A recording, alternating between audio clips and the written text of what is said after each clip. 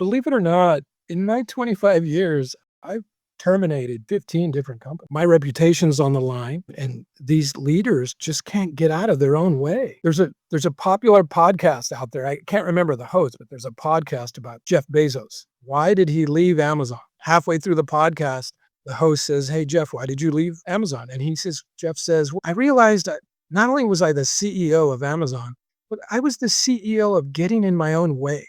So I had to leave." That's awesome.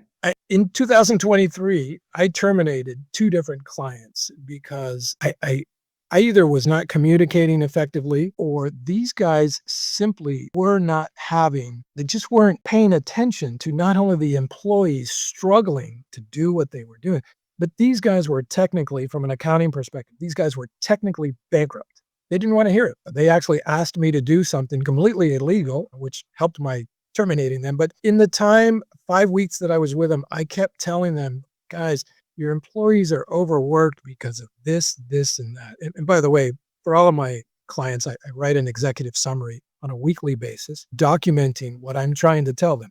Anyway, these guys were simply not listening to the fact that the employees were struggling to make it to work, no motivation. They're struggling to do their job because there was no light at the end of the tunnel. And yes, the owners had the ability to make some pivots to make the environment better, but they simply were not having it, whether it was ego or a different motivation on their part. And I feel bad that I left the employees in the lurch like that. There are some people out there that you just can't help. And you wonder, gosh, how did these guys build this thing? They did. But when they started to struggle, they just were not listening. Yeah, there's a lot of companies out there that they just won't listen. Just won't listen. And for somebody like me, and for everybody else that does this out there, you have to have enough in your moral compass to terminate your own clients. I've never looked back at terminating the 15 different clients that I've terminated over 25. You just don't look back. Yeah.